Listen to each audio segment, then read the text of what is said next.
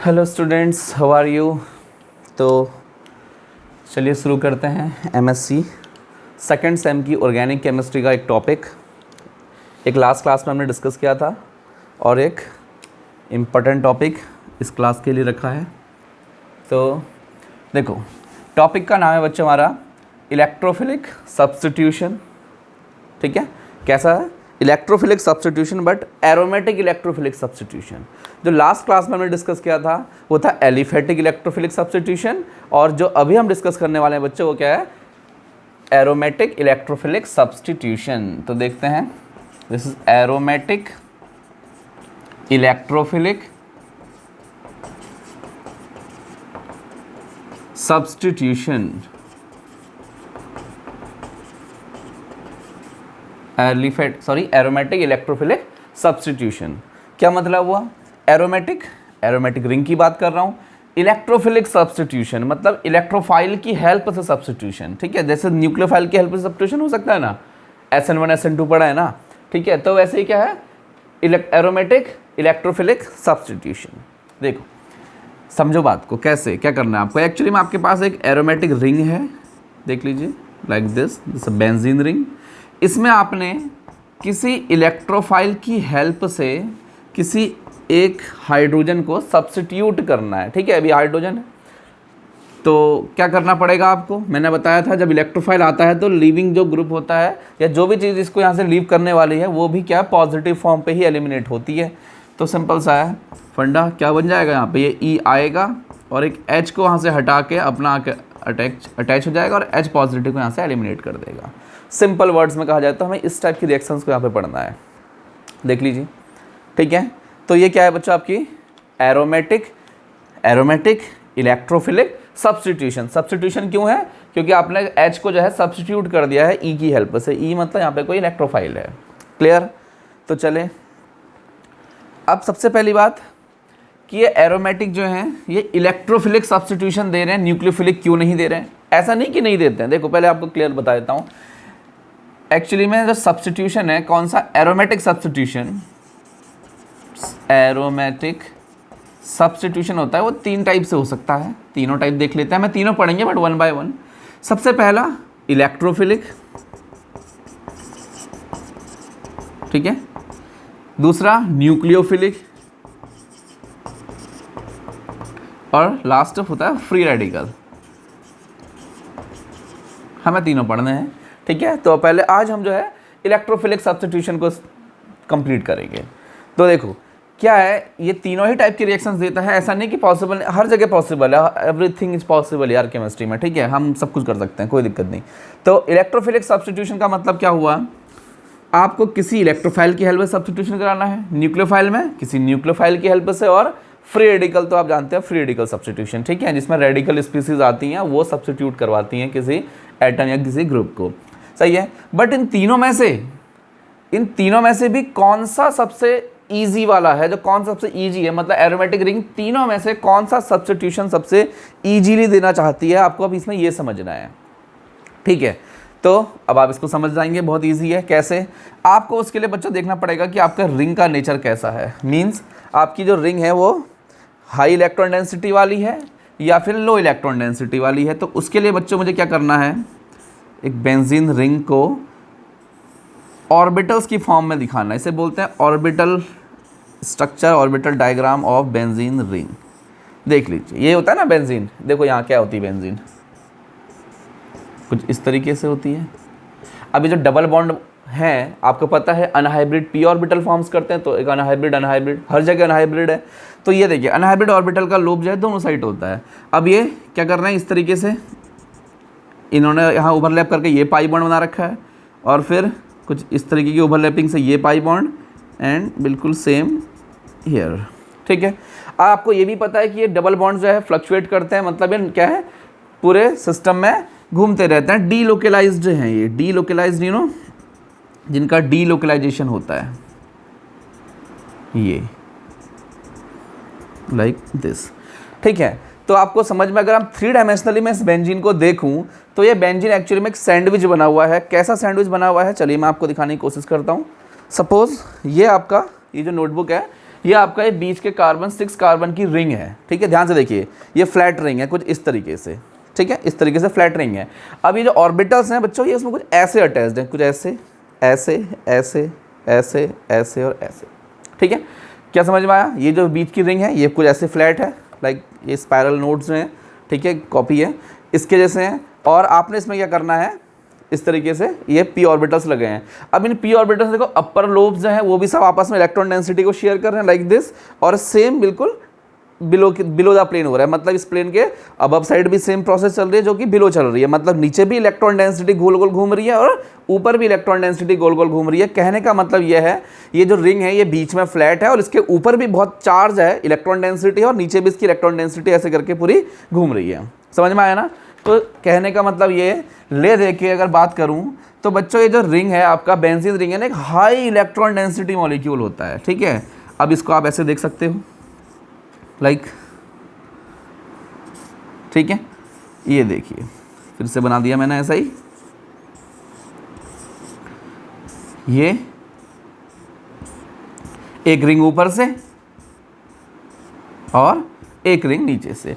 तो देखो कैसा हो रहा है, ये एक्चुअली में इसके ऊपर की साइड ऐसे करके इलेक्ट्रॉन डेंसिटी गोल गोल घूम रही है, ठीक है, और नीचे की साइड भी सेम वे में इलेक्ट्रॉन डेंसिटी गोल गोल घूम रही है। तो ये एक्चुअली में 3 डायमेंशनल मॉलिक्यूल है। बोर्ड आपका 2 डायमेंशनल है तो आपको थोड़ा क्लियरली विजिबल नहीं हो रहा होगा, बट आपको जैसे मैंने कॉपी में समझाया अभी, आप बिल्कुल वैसे इसको समझ सकते हैं। ठीक हो गया? तो क्या, एक फ्लैट रिंग है, उसके चार्ज डेंसिटी ऊपर भी और नीचे भी, मतलब हाई इलेक्ट्रॉन डेंसिटी है। आपको पता है ना, ये पाई बॉन्ड वैसे ही लूजली हेल्ड होते हैं, ठीक है, बहुत ज़्यादा इलेक्ट्रॉन डेंसिटी होती है, और ऊपर से इसमें 3 पाई बॉन्ड हैं तो वैसे ही ज़्यादा हो गया, और उसके बाद भी ये कैसे पाई बॉन्ड है, डीलोकलाइज्ड हैं, ये अपनी पोजिशन को कंटिन्यूसली चेंज कर रहे हैं। तो ओवरऑल बात अगर करी जाए तो बेंजीन एक हाई इलेक्ट्रॉन रिच मॉलिक्यूल है, ठीक है। कैसा मॉलिक्यूल है? इलेक्ट्रॉन रिच मॉलिक्यूल है बेंजीन। समझिए इस बात को।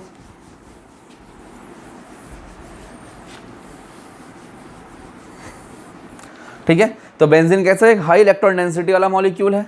यहां देख लेते हैं, ये लीजिए, ये घूम रही इसमें इलेक्ट्रॉन डेंसिटी, ठीक है। अब आप मुझे बताइए ये किसको अट्रैक्ट करना चाहेगा? इन दोनों की बात करते हैं, इलेक्ट्रोफाइल एंड न्यूक्लियोफाइल। तो आप बताएंगे इन दोनों में से, इन दोनों स्पीसीज में से, दोनों क्या है, एक तरीके से रिएजेंट के पार्ट हैं, इन दोनों रिएजेंट के पार्ट में से रिंग मॉलिक्यूल, बेंजीन मॉलिक्यूल कौन से वाले को सबसे पहले अट्रैक्ट करेगा? यस, क्योंकि सिंपल सी बात, क्योंकि सर ये तो इसके आसपास जाएगा ही नहीं, क्योंकि ये ऑलरेडी निगेटिवली चार्ज है और इसके पास हाई इलेक्ट्रॉन डेंसिटी है। तो क्या हो जाएगा? Electronic repulsion. This is due to electronic repulsion. सही बात है, नहीं जाने का। हाँ, ये जरूर जा सकता है, बेंजीन इसको जरूर अपने और अट्रैक्ट कर सकता है, क्योंकि ये क्या है, प्लस चार्ज मॉलिक्यूल है और उसके पास हाई इलेक्ट्रॉन डेंसिटी, यहाँ ये अट्रैक्शन पॉसिबल है। इसका मतलब बेंजीन जैसी भी रिएक्शन देगा वो कैसी देना पसंद करेगा? एडिशन देगा। सॉरी, एडिशन तो उसे देनी नहीं है, अभी बताते हैं, चलिए उसको भी कवर करते हैं। हाँ, सब्स्टिट्यूशन देनी है, लेकिन कैसे सब्स्टिट्यूशन? इलेक्ट्रोफाइल की हेल्प से सब्स्टिट्यूशन करवाएगा, न्यूक्लियोफाइल की हेल्प से सब्स्टिट्यूशन वहाँ पर वो नहीं करवाने वाला है। ठीक है, फिर आप सोचोगे सर आपने लिखा क्यों है, ये तो न्यूक्लियोफिलिक भी देता है। हाँ बिल्कुल देता है, उसकी कुछ स्पेशल कंडीशंस होती हैं, जैसे इस रिंग में आपको कोई हाई इलेक्ट्रॉन डेंसिटी को विड्रॉ करने वाला, इलेक्ट्रॉन विड्रॉइंग ग्रुप जिसे बोलते हैं, वो अटैच करना पड़ेगा, जिससे कि आपकी इलेक्ट्रॉन डेंसिटी थोड़ा सा रिंग से आउट चली जाएगी। ठीक है, और उसकी वजह से यहाँ इलेक्ट्रॉन चार्ज कम होगा, तब जाके न्यूक्लियोफाइल इस केस में यहाँ पे अटैक कर सकता है। क्लियर? ठीक है ना। चलिए, फ्री रेडिकल तो हमें डिस्कस ही करना है, हमारे चैप्टर में है। तो हमें क्या क्या क्लियर हो गया? एक बेंजीन एक हाई इलेक्ट्रॉन डेंसिटी मॉलिक्यूल होती है, और दूसरी बात वो कैसी रिएक्शन देना पसंद करती है? इलेक्ट्रोफिलिक या न्यूक्लियोफिलिक? नॉर्मल कंडीशन में वो क्या देती है बच्चों? इलेक्ट्रोफिलिक रिएक्शंस देना पसंद करती है। ठीक है, अब इलेक्ट्रोफिलिक भी सब्स्टिट्यूशन और एडिशन, इलेक्ट्रोफिलिक में भी सब्स्टिट्यूशन और एडिशन, चलिए देख लेते हैं कौन सा देना पसंद करती है। देखिए, ये रहा आपका वही बेंजीन मॉलिक्यूल। ठीक है, अब अगर आप इसमें एडिशन रिएक्शन देना चाहते हो, ठीक है, आपके पास कोई रिएजेंट है, ये रिएजेंट के दोनों पार्ट्स हैं, इलेक्ट्रोफाइल न्यूक्लियोफाइल, और आप चाहते हो कि ये एडिशन रिएक्शन दे दे, तो कोई दिक्कत नहीं, आप प्रोडक्ट बना के देख लीजिए क्या बनता है। तो प्रोडक्ट आपका कुछ ऐसा बन जाएगा, एक जगह इलेक्ट्रोफाइल आ गया और एक साइड क्या आ गया? न्यूक्लियोफाइल। ये कंपाउंड बच्चा आपका एरोमेटिक था। यस, क्लियर, एरोमेटिक था, और ये क्या है? नॉन एरोमेटिक है। सिस्टम ऑलरेडी स्टेबलाइज था, आपने रिएक्शन करने के बाद उसको डीस्टेबलाइज कर दिया है, ठीक है, एरोमेटिक से नॉन एरोमेटिक में कन्वर्ट कर दिया। तो कभी भी कोई सिस्टम अपनी एरोमेटिसिटी को लूज करना नहीं चाहता है, क्योंकि उससे उसकी स्टेबिलिटी डाउन आ जाती है, ठीक है। स्टेबिलिटी कम होगी तो ऑब्वियस सी बात है वो नहीं करना चाहेगा रिएक्शन, ठीक है। तो एडिशन तो नहीं देना है, हाँ सब्स्टिट्यूशन, क्या को सब्स्टिट्यूशन ले सकते हो। कैसे ले सकते हो, ये रहा मेरा H, अपने इलेक्ट्रोफाइल लाओ, ठीक है, ये आपने लगा दिया इलेक्ट्रोफाइल और रिंग कंप्लीट रहेगी और H पॉजिटिव को अलग कर दो, ठीक है। ये चीज़ जरूर हो सकती है, ठीक। इस H को कहाँ अटैच कर देंगे, चाहो तो आप न्यूक्लियोफाइल के साथ उसको अटैच कर सकते हो, वो ले जाएगा बाद में, ठीक है। तो ऐसा रिएक्शन पॉसिबल है। एडिशन रिएक्शन यहाँ पे पॉसिबल नहीं है, अगर होंगे तो इनको हाईली एंडोथर्मिक नेचर की होंगी, आपको एक बहुत लार्ज अमाउंट ऑफ एनर्जी यहाँ पे से प्रोवाइड करना पड़ेगा, उसी केस में ये इस रिएक्शन को प्रोसीड कर सकता है। यस, क्लियर हुआ। तो आपको ये बातें समझ में आई ना बेंजीन के बारे में। बेंजीन का नेचर कैसा होता है, हाई इलेक्ट्रॉन रिच होता है, ठीक है, हाई इलेक्ट्रॉन रिच होता है, और वो इलेक्ट्रोफिलिक सब्स्टिट्यूशन देना पसंद करती है। एडिशन की बात नहीं करनी है, न्यूक्लियोफिलिक की बात रिपल्सन की वजह से नहीं करनी है फिलहाल, ठीक है। उसके लिए कोई स्पेशल कंडीशंस है वो बाद में देख लेंगे। चलिए, तो इसको हटाते हैं। देखो बच्चों, किसी चैप्टर को पढ़ने से पहले ना उसका बेसिक समझना बहुत ज़रूरी है। जब आपको समझ में आएगा ये क्यों हो रहा है, कैसे हो रहा है, तभी आप उसको अच्छे से समझ पाओगे। क्लियर, ठीक है। चलिए, तो ये इसका कुछ इंट्रोडक्शन था जो हमने समझा। अब ऐसा करते हैं, इसकी कुछ रिएक्शंस को समझने की कोशिश करते हैं। देखिए बच्चों,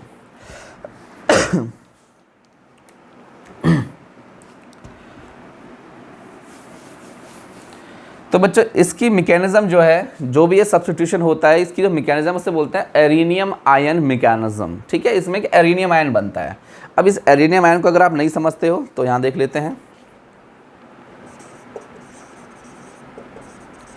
एरिनियम आयन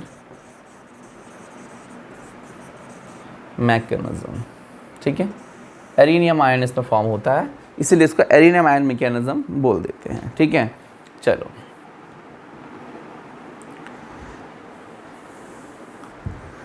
देखो सबसे स्टेप, पहला स्टेप इससे बोलते हैं generation of electrophile, generation formation, generation of electrophile. सबसे पहले बच्चों आपको इलेक्ट्रोफाइल को जनरेट करना पड़ेगा, ठीक है। इलेक्ट्रोफाइल एक्चुअली में ऐसा, इलेक्ट्रोफाइल नॉर्मल ऐसी फॉर्म में नहीं होता ना, वो क्या रहता है, वो तो कंबाइंड फॉर्म में रहता है। तो उसके लिए आपको क्या करना पड़ेगा, पहले इलेक्ट्रोफाइल को फॉर्म करना पड़ेगा, ठीक है, तब जा करके आपका क्या होगा, रिएक्शन प्रोसीड करेगी। तो कर लेते हैं फिर इलेक्ट्रोफाइल फॉर्म। कैसे करेंगे, ये रहा आपका इलेक्ट्रोफाइल, रिएजेंट एक्चुअली में रिएजेंट है, और रिएजेंट जब ब्रेक होता है तब ये इलेक्ट्रोफाइल्स और न्यूक्लियोफाइल दोनों चीज़ें फॉर्म करता है। तो ये रहा आपका एक कोई रिएजेंट है, ठीक, और जब आप इसे ब्रेक कर दोगे तो इलेक्ट्रॉन्स कहाँ शिफ्ट होंगे, न्यूक्लियोफाइल की ओर। तो ये बनेगा E positive and plus NO negative, कुछ इस तरीके से बन जाएगा। क्लियर है, देख लीजिए। तो ये क्या हुआ आपका, जनरेशन ऑफ इलेक्ट्रोफाइल या फॉर्मेशन ऑफ इलेक्ट्रोफाइल। अब स्टेप टू में आपको क्या करना है, इस इलेक्ट्रोफाइल का अपनी रिंग में अटैक करवाना है, ठीक है। तो लिख दें स्टेप 2, अटैक ऑफ इलेक्ट्रोफाइल। क्या करना है आपको इस बार, attack of electrophile to the aromatic ring कर देते हैं, ठीक है। तो कर देते हैं attack of electrophile to the aromatic ring. Obvious सी बात है, इलेक्ट्रोफाइल ही उसके सब अट्रैक्ट होने वाली है, कि न्यूक्लियोफाइल तो उसके आसपास जाने वाला भी नहीं है ड्यू टू इलेक्ट्रॉनिक रिपल्सन। तो ये रहा आपका रिंग, और ये रही आपका बच्चों क्या, इलेक्ट्रोफाइल, ठीक है। ध्यान से देख लीजिए। अब बच्चों मैं आपको इसमें एक बात बताता हूँ, इसमें दो चीज़ों का फॉर्मेशन होता है, एक होता है पाई कॉम्प्लेक्स और एक होता है सिग्मा कॉम्प्लेक्स, ठीक है। उसको भी थोड़ा समझ लेते हैं। तो पाई कॉम्प्लेक्स का क्या मतलब होता है बच्चों, अभी ये जो रिंग है इसके पास एक हाई इलेक्ट्रॉन डेंसिटी है, आपको पता है, due to its pi bond, ठीक है, डीलोकलाइज पाई बॉन्ड्स। तो इस डीलोकलाइज पाई बॉन्ड की वजह से ही इसमें क्या है, अभी हाई इलेक्ट्रॉन डेंसिटी है, चार्ज डेंसिटी, और इसके पास ये इलेक्ट्रोफाइल है, ये इलेक्ट्रॉन रिच, सॉरी ये इलेक्ट्रॉन पुअर मॉलिक्यूल है, ठीक है। इसको इलेक्ट्रॉन डेफिशिएंसी है चाहिए।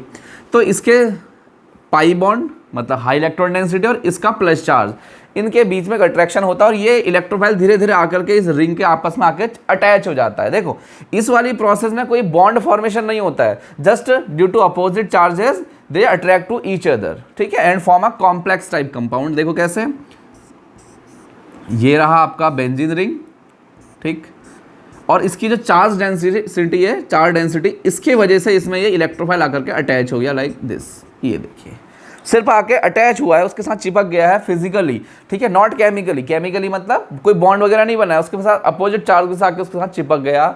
इस वाले को बोलते हैं बच्चों पाई कॉम्प्लेक्स। क्या बोल देते हैं?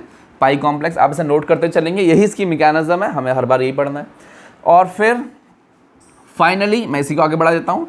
जब ये इसमें आके अटैच हो जाता है, फिर ये किसी पोजीशन को ऑक्यूपाई करना चाहता है, ठीक है, और उसके लिए क्या करना पड़ेगा, आपको किसी बॉन्ड को ब्रेक करना पड़ेगा। भाई जब उसके बाद वैलेंसी फ्री होगी तभी तो इलेक्ट्रोफाइल को बुलाएगा अटैक करने को, है ना, तभी वो फॉर्म कर सकता है बॉन्ड।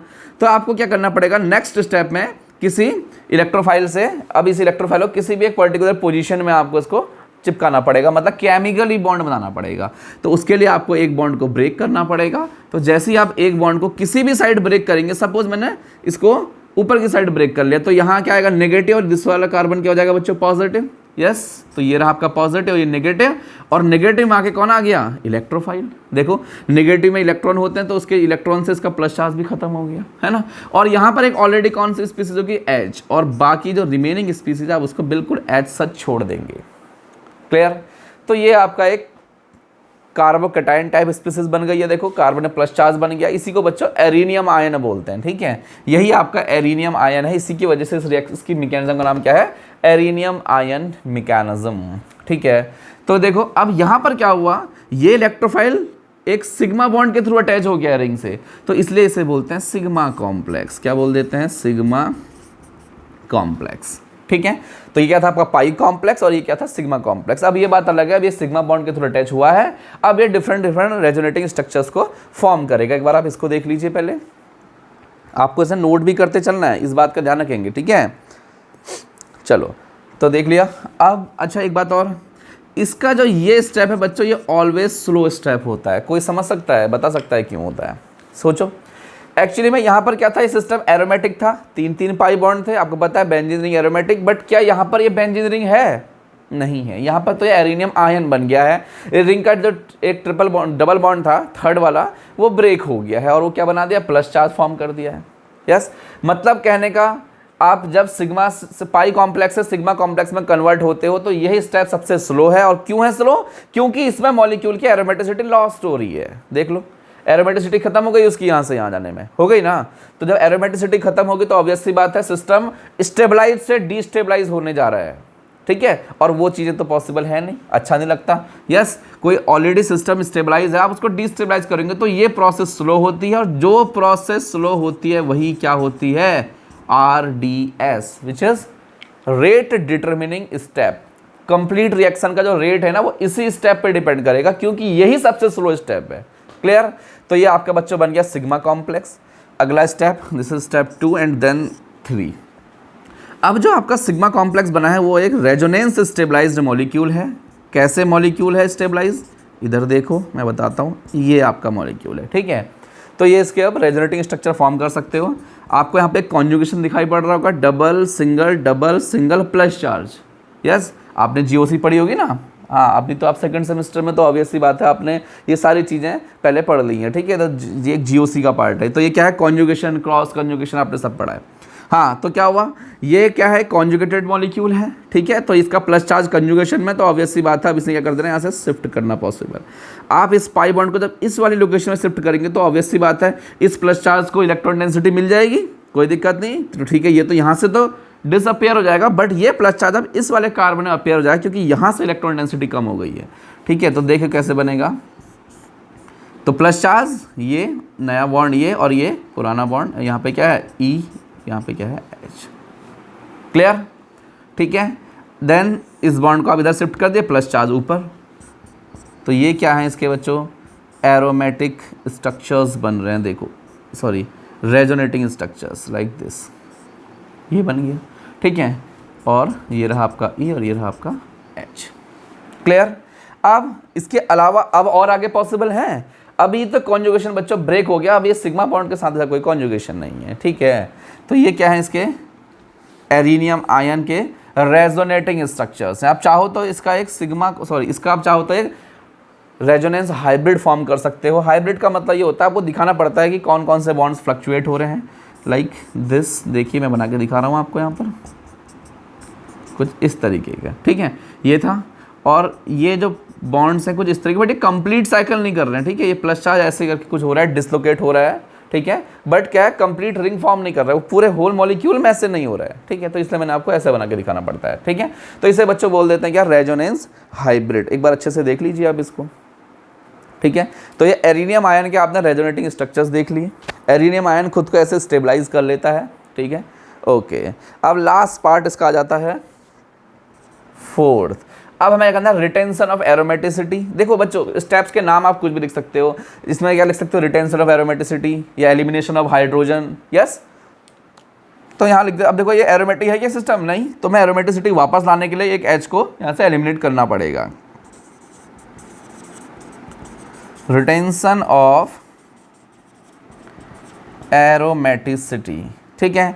चलिए एरोमेटिसिटी को आपको रिटेन करना है तो क्या करना पड़ेगा, देखो ध्यान से, दैट्स EH। ये देख, आप इन तीनों में से कोई भी उठा सकते हो, खैर मैं या फर्स्ट या फिर लास्ट, ठीक हो गया।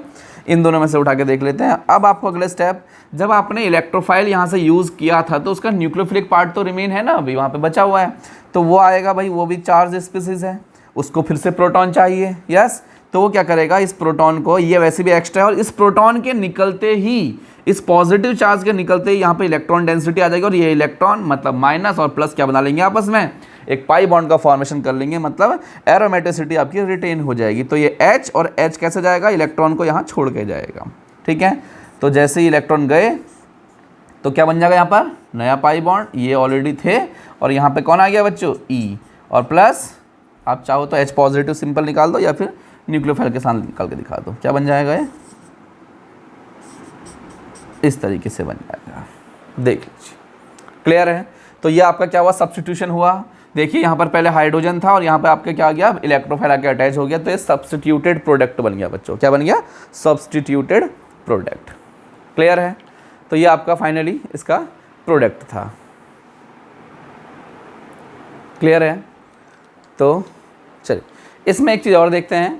अभी आपने क्या देखा, जो ये RDS है ना, ठीक है, रेट डिटरमिनिंग स्टेप, क्या हो रहा है इसमें, इलेक्ट्रोफाइल जो पाई बॉन्ड के थ्रू, सिर्फ इलेक्ट्रॉन डेंसिटी के थ्रू अटैच्ड है, पाई कॉम्प्लेक्स जिसे बोलते हो, वो क्या कर रहा है, किसी सिग्मा बॉन्ड का फॉर्मेशन कर रहा है, मतलब यहाँ आके रिंग में अटैच हो रहा है, ठीक है।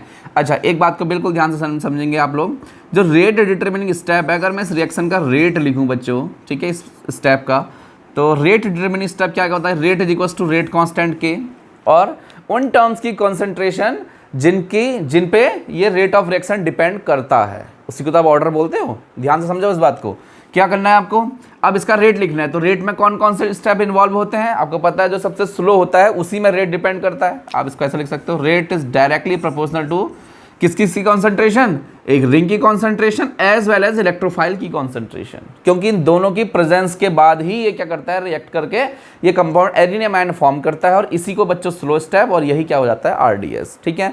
तो रेट डिटरमिनिंग स्टेप में जितने भी आपके रिएक्टेंट यूज हो रहे हैं उन सबकी कॉन्सेंट्रेशन पे रेट ऑफ रिएक्शन डिपेंड करती है।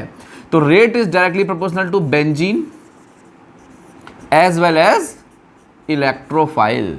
अगर मैं इन दोनों में से एक को भी रिमूव कर देता हूं तो ये रिएक्शन का स्टेप प्रोसीड नहीं करने वाला है, यस। करेगा क्या, नहीं करेगा ना, क्यों, इलेक्ट्रोफाइल भी नहीं है, रिंग भी नहीं है, तो अटैच कैसे होंगे, क्योंकि इन दोनों का होना बहुत जरूरी है, तभी ये क्या होगा, एरिनियम आयन फॉर्म करेंगे, और यही सबसे स्लो स्टेप है, तो इसीलिए ये बच्चों क्या है, RDS हो जाता है, क्लियर है।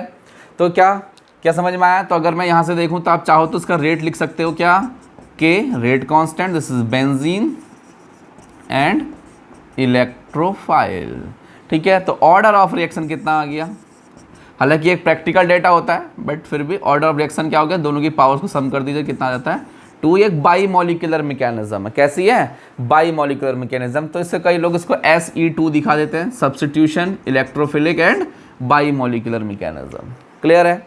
बहुत सारी बुक्स पे आपको ऐसा भी लिखा दिख जाएगा। SE2 mechanism. क्लियर हो गया? चलिए, तो ये हमारे अभी थोड़ा कुछ हेल्प करने वाला है। एक्चुअली में ये जो मैकेनिज्म है ना, ये एक प्रपोज मैकेनिज्म होता है बच्चों। कैसा प्रपोज? मतलब आफ्टर रिएक्शन, जब रिएक्शन कंप्लीट हो जाती है तो उसके बाद इस मैकेनिज्म को हम प्रपोज करते हैं कि रिएक्शन के ड्यूरिंग ऐसा कुछ हुआ होगा जिससे कि ये प्रोडक्ट फॉर्म हुए होंगे। ठीक है, तो मतलब पहले आपको रिएक्शन देख लेनी है, देन उसके बाद आपको ये इनको एक सिर्फ सोचना है कि कैसे होगा, फिर धीरे धीरे इसको प्रैक्टिकली प्रूव करना होता है। जैसे कार्बोकेटाइन इंटरमीडिएट बन रहा है ना, पहले हमारे पास ऐसी टेक्निक्स नहीं थी जो इन सब चीज़ों को आइडेंटिफाई कर सके, बट अभी हमारे पास बहुत सारी ऐसी टेक्निक्स होती हैं जिससे आप इंटरमीडिएट्स को फॉर्म कर आइडेंटिफाई कर सकते हो। ठीक है, तो उससे भी एक प्रूफ हो जाता है। चलिए, तो उसको हटाएं। अब हम इसके लिए कुछ एविडेंस देखते हैं, जो एविडेंस ये प्रूफ करेंगे कि दिस इज अ रियल या एग्जैक्ट मैकेनिज्म। ठीक है, इस मैकेनिज्म को भी प्रूफ करने के लिए हमें कुछ एविडेंस चाहिए होते हैं।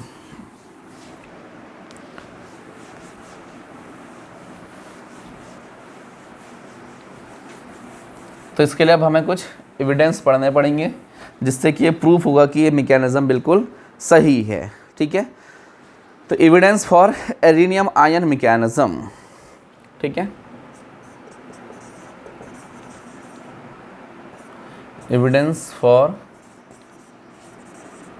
एरिनियम आयन मैकेनिज्म। ठीक, चलिए, अब इसके लिए क्या एविडेंस है? सबसे पहला एविडेंस इसकी काइनेटिक्स, जो मैंने आपको अभी डिस्कस किया। क्या है इसकी सबसे पहला? काइनेटिक्स। तो काइनेटिक्स को समझिए। क्या कहा आपने अभी? काइनेटिक्स में मैंने आपको क्या बताया? जो इलेक्ट्रोफिलिक सब्स्टिट्यूशन रिएक्शन है वो क्या है? सेकंड ऑर्डर को फॉलो करती है। ठीक है, तो लिख देते हैं इसको, दिस इज एरोमेटिक। बच्चों आपको भी नोट्स बनाने हैं, कॉपी पेन लेके बैठिएगा प्लीज़, है ना, क्योंकि एमएससी का एग्ज़ाम बच्चों थ्योरेटिकल होता है। यस, ये जानते हो ना आप, तो ये बात, तो आपको वहाँ पे नोट्स चाहिए प्रॉपर। ठीक है, तो aromatic electrophilic substitution of benzene follow second order kinetics.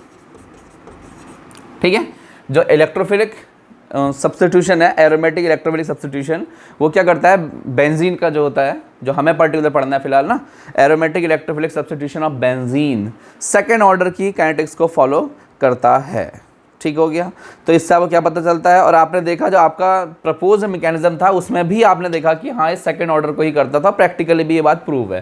ठीक है, तो सिंपल सी बात है कि हाँ, काइनेटिकली ये बात प्रूफ है कि हमारा SN2 रिएक्शन, SE2 रिएक्शन हो रही है। इसका मतलब क्या? वो हमारा मैकेनिज्म थोड़ा थोड़ा ठीक होने लगा है। तो आप इसको लिख सकते हो ना ऐसे, rate is a directly proportional to concentration of benzene as well as electrophile. तो ऑर्डर ऑफ रिएक्शन कितना आ गया? 2। This is second order kinetics. देख लीजिए, समझ में आया? तो ये क्या है बच्चों? आपका सेकेंड ऑर्डर काइनेटिक्स को फॉलो कर रहा है। तो ये हमारे पास एक बच्चों इसका प्रूफ आ गया है। ठीक है, काइनेटिक एविडेंस हो गया है।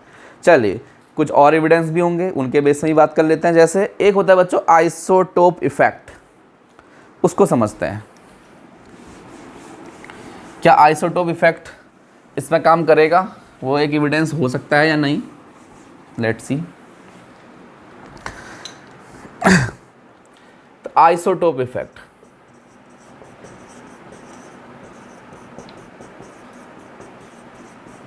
आइसोटोप इफेक्ट क्या होता है इसको समझिए। आइसोटोप बिल्कुल जानते होंगे आप लोग।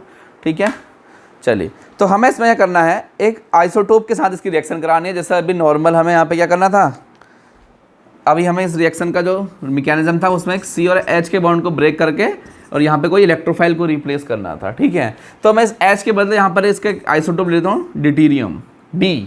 हाँ, तो देखते हैं किस पे, क्या इससे पता कुछ चलता है या नहीं चलता है। फिलहाल मैं आपको आइसोटोप इफेक्ट क्या होता है ये बता देता हूँ। ठीक है, इसको आपको नोट भी करना पड़ेगा, इंपॉर्टेंट है, पूछ सकता है isotope effect. Difference in the rate of reaction, देख लीजिए ध्यान से, a difference in the rate of reaction,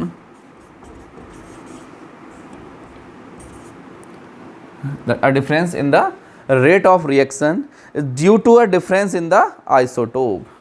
Reaction is due to a difference isotope. क्या मतलब हुआ? A difference in the rate of reaction, क्या हो जाता है, रेट ऑफ रिएक्शन जो है अलग अलग आता है due to the difference in अ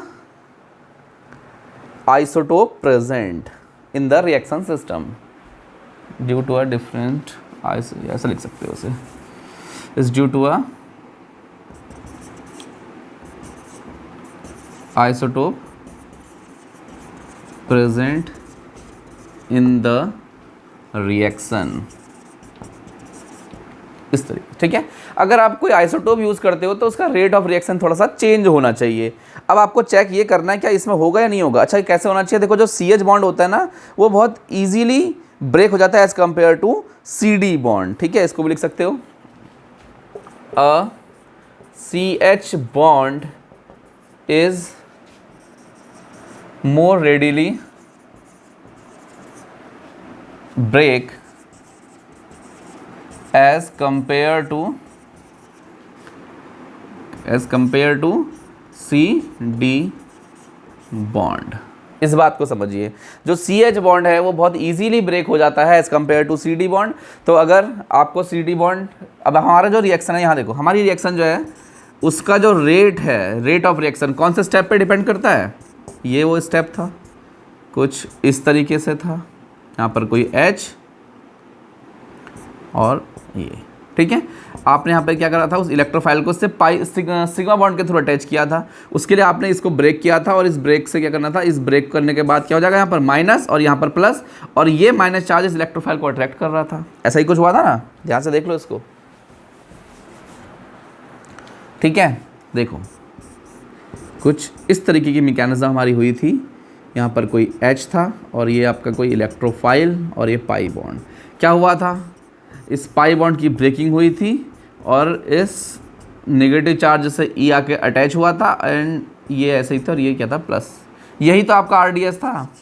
अब आप मुझे एक बात बताइए, क्या जो आपका RDS स्टेप है, जो सबसे स्लो स्टेप है, ध्यान से सुनिएगा इस बात को, जो RDS है जो सबसे स्लो स्टेप है, क्या उसमें CH बॉन्ड की ब्रेकिंग हो रही है? यस, CH बॉन्ड की ब्रेकिंग हो रही है बच्चों? नहीं हो रही है। देखिए ये है ना आपका C और H बॉन्ड, अब आपको मैं इसको रिप्लेस करके CD कर देता हूँ, क्या फ़र्क पड़ेगा, क्योंकि हमें जो RDS है उस स्टेप में इस बॉन्ड की ब्रेकिंग हो ही नहीं रही है। इसका मतलब क्या, ये आइसोटोप इफेक्ट की हेल्प से हम इसमें, मतलब आइसोटोप इफेक्ट से हमें इसमें कोई हेल्प नहीं मिली है। देख लो अच्छे तरीके से, आइसोटोप इफेक्ट में हमें इससे कोई हेल्प नहीं मिली है। इसका मतलब इससे आप प्रूफ नहीं कर सकते, इसकी मैकेनिज्म में कोई आपको सपोर्ट नहीं करने वाला है, ठीक है। तो इस बात को चाहो तो लिख सकते हो, द रेट डिटरमिनिंग स्टेप, देख रहे हैं, लिख लेते हैं यहाँ पर, the rate determining step, rate determining step do not involve any, do not involve breaking of CH bond, breaking of CH bond, ठीक है। तो जो रेट डिटरमिनिंग स्टेप है उसमें C और H के बॉन्ड की ब्रेकिंग यहाँ पर नहीं हो रही है, ठीक है। Hence no isotope effect should be found, ठीक है, लिख दो, hence no isotope effect found, ठीक है। तो यहाँ पर बच्चों कोई आइसोटोप इफेक्ट फाउंड नहीं होने वाला है, तो इसकी हेल्प से आपको यहाँ पर कुछ भी नहीं मिलने वाला है। It is clear? ओके, तो इससे आगे चलते हैं। अब बच्चों इसमें एक और स्टेप इंपॉर्टेंट रह गया है, इस मैकेनिज्म का एनर्जी प्रोफाइल डायग्राम, ठीक है। एनर्जी प्रोफाइल डायग्राम, इसको भी समझ लेते हैं। एनर्जी प्रोफाइल डायग्राम क्या होता है, इसका एक एनर्जी डेटा होता है जो हमें किसी एक ग्राफ की फॉर्म पे या डायग्राम फॉर्म पे इसको दिखाना पड़ता है, ठीक है। तो उससे आपको पता चलता है कि इस रिएक्शन में कितने इंटरमीडिएट हैं, यस, और कितनी ट्रांजिशन स्टेट्स हैं, प्रोडक्ट कैसा है, रिएक्शन का नेचर कैसा है, एंडोथर्मिक है, एक्सोथर्मिक है ना। तो हम उससे बच्चों हर चीज़ को पता कर सकते हैं। तो देख लेते हैं एक डायग्राम बना के, this is energy profile diagram, ठीक है। ये बनता है energy versus reaction coordinates, that's reaction coordinates, ठीक है, एनर्जी वर्सेस रिएक्शन कोऑर्डिनेट्स के बीच में डायग्राम बनता है। तो देखिए कैसे बनता है मैं आपको बताता हूँ।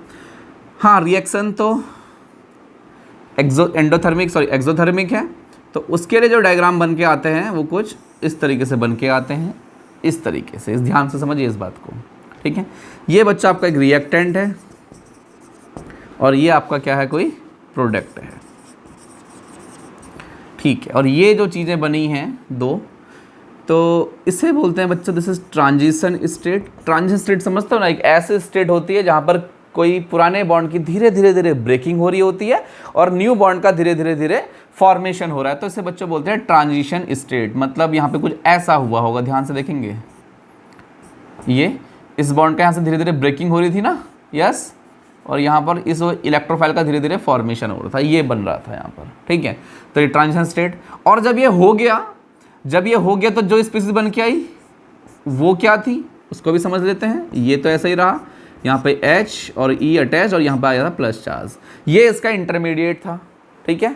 एरिनियम आयन इंटरमीडिएट क्या है बच्चों, एरिनियम आयन इंटरमीडिएट, थोड़ा सा स्टेबल होता है, ट्रांजिशन स्टेट से स्टेबल होता है, तो देखो एनर्जी थोड़ा डाउन है, ठीक है। और फाइनल जब ये हो जाएगा फिर उसके बाद सेकंड ट्रांजिशन स्टेट, मतलब अब फिर से इस बॉन्ड का फॉर्मेशन होना शुरू हो जाएगा। लाइक देखो कैसे,